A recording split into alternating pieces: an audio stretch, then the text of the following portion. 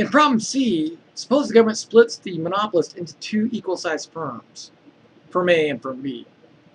Suppose the monopolist's fixed cost equals $156,060. Since the supply curve above is the monopolist's marginal cost curve, marginal cost is given by the same curve except P has been replaced by MC. If this is the firm's marginal cost curve, and this is the monopolist's fixed cost, then it can be shown that total cost is given by this function. This right here is the monopolist's fixed cost. This right here is the monopolist's variable cost. If I differentiate this variable cost with respect to Q, I get 35 plus 2 times 0.15, 0.3 times Q. When the monopolist is split into two identical firms, this curve up here has to be disaggregated. This is total cost for firm A, and this is total cost for firm B. The two equations are identical because the two firms are split into two identical firms. If both firms produce zero output, the total cost for firm A is that value. The total cost for firm B is that value. If I add those two together, I get this value. If total market output is 20 and I evaluate the total cost of the monopolist at 20, the total cost that results will equal firm A's total cost plus firm B's total cost if this equation is evaluated at half of 20, 10, and this equation is evaluated at half of 20, 10. In a competitive duopoly, firm A is not concerned with what firm B does, and firm B is not concerned with what firm A does. It can be shown using calculus that the competitive duopoly results in the following outcome. Firm A produces 510 units, firm B produces 510 units, and the profits are both zero. And the price is $341. If the two firms act together, if they form a cartel, in other words, they collude to form a monopoly, then they split the monopoly output. If I add these two together, I get the monopoly output, the monopoly price. And then this is the profit of the monopoly split in two. In a coronal market, there are barriers to entry and exit. There is implicit collusion, where firms are kind of making the same pricing decisions, even though they do not consult with each other. And firm decisions are based on the decisions of their competitors. It can be shown using calculus that the coronal equilibrium yields firm output both totaling almost 400 units. The price is higher than a competitive duopoly, but lower than the cartel. And there is profit to be made, but that profit isn't quite as high as it would be if the two were colluding explicitly. These three equilibriums make up the diagonal elements of this game theory matrix. The coronal equilibrium, where each firm produces 396.67 units, is right here, this equilibrium right here. When each firm produces 396.67 units, the profit for each firm is 32,011, which is identical to these numbers. For the cartel equilibrium, each firm is producing 324.55 units, and the profits are 37,833 each. For the competitive duopoly, each firm is producing 510 units, and the profits are both zero. In Excel, I'm going to verify these are the profits for these outputs.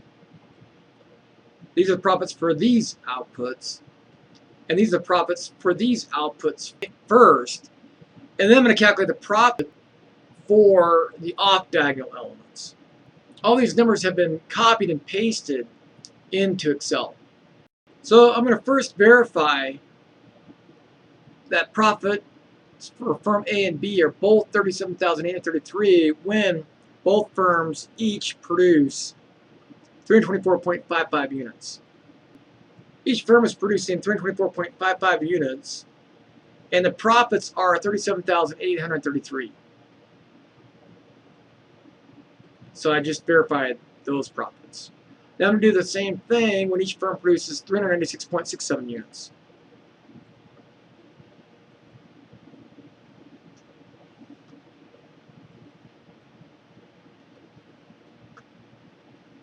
The price is 431.66, so that's been verified within reason. And the profits for firm A and B are 32,111. 32,111. When each firm produces 510 units,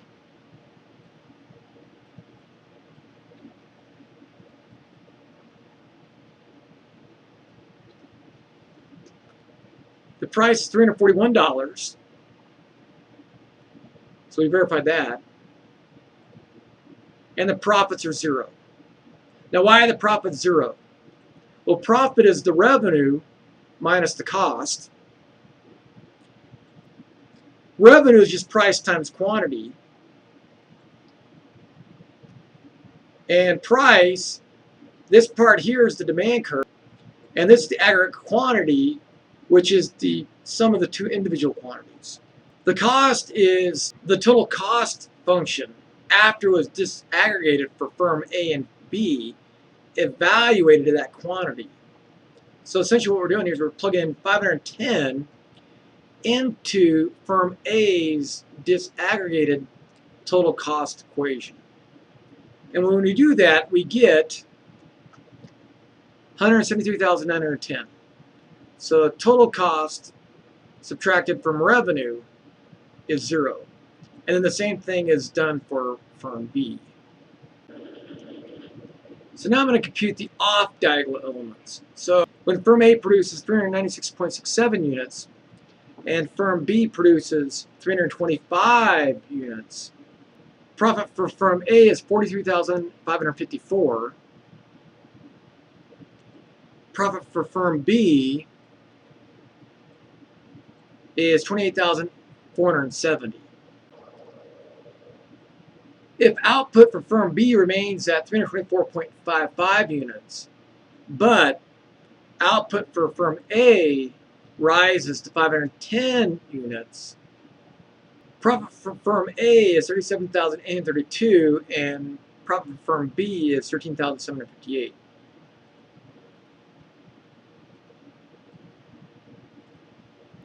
If firm A produces 324.55 units and firm B produces 396.67 units,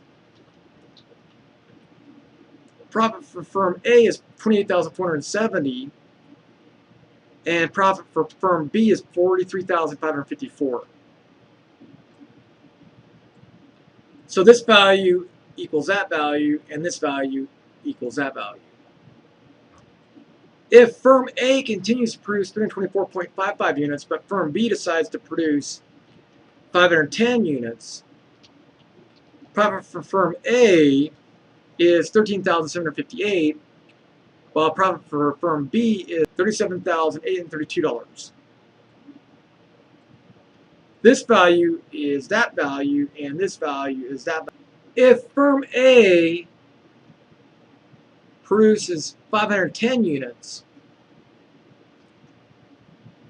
and firm B produces 396.67 units, then firm A's profit is 23,119 and firm B's profit is 14,129.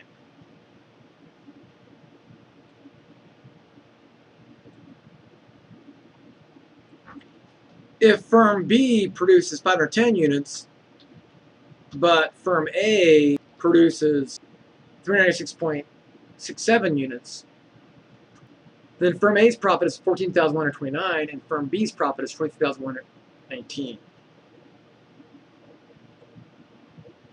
This value is that value, and this value is that value. Because the firms are identical, the gain theory matrix is symmetric.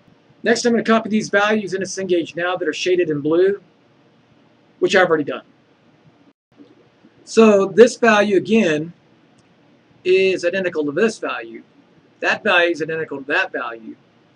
This value is identical to that value. This value is identical to that value. This value is identical to that value. And that value is identical to that value. So hopefully I copied them in correctly. In part 1 down here, if firm A is sure that firm B will produce 324.55 units, then firm A's best move is to produce how many units? If it produces 324.55 units, its profit is 37,833. If it produces 396.67 units, its profit is 43,554. If it produces 510 units, its profit is 37,832. So its best move is to produce 397 units. If firm A is sure that firm B will produce 396.67 units, then firm A's best move is to produce what? So firm A is sure that firm B will produce this amount. If firm A produces 324.55 units, its profit is 28,470. Its profit is 32,111. If A also produces 396.67, its profit is 23,119 if it produces 510. So again, firm A's best move is to produce 397. If firm A is sure that firm B will produce 510 units, then firm A's best move is to produce what? So now we're down here. If A produces 324.55, its profit is 13,758. If it produces 396.67 units, its profit is higher at 14,129. And then if it produces 510, it has zero profit. So again, its best move is 397. If firm B is sure that firm A will produce 324 units, what is its best move? Firm B's profit is 37,833 if it produces 324.55, 43,554 if it produces 396.67, or 37,832 if it produces 510. So firm B's best move is 397. If firm B is sure that firm A will produce that much, then we're in this column. Firm B's best move is the output that corresponds to the highest profit. So the highest profit amongst the three is 32,111. So again, its best move is 397. If firm B is sure that firm A will produce 510 units, we're in this column. Firm B's best move is 397 because its profits are the highest amongst these three different choices. In regards to producing low output, medium output, or high output, firm A has a dominant strategy of producing medium output, 397 units. In regard to producing low output, medium output, or high output, firm B has a dominant strategy of producing medium output of 397 units. Although the sum of firm profits is highest when both firms collude, which is this outcome here, these profits are higher than these profits. and these profits are higher than these profits. So collusion collectively is a great thing for the two firms. The incentive to cheat, the agreement between the firms, yields a Nash equilibrium of 397. If this is the collusive agreement, and firm A believes firm B will continue to produce 324.55, A can bump up its profit quite a bit if it cheats on its cartel agreement. Same thing goes for firm B.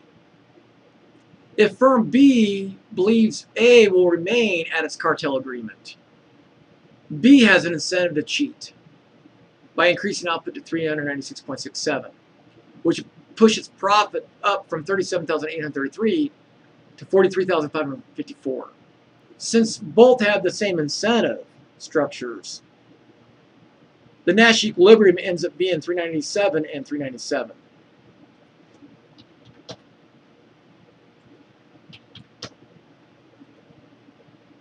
So despite this right here being a better outcome for the two firms collectively, the Nash equilibrium is actually this here, where profits are about $5,000 lower had the two firms continued to collude. Now I'm going to check my work and I should get everything correct. And it looks like I get everything correct.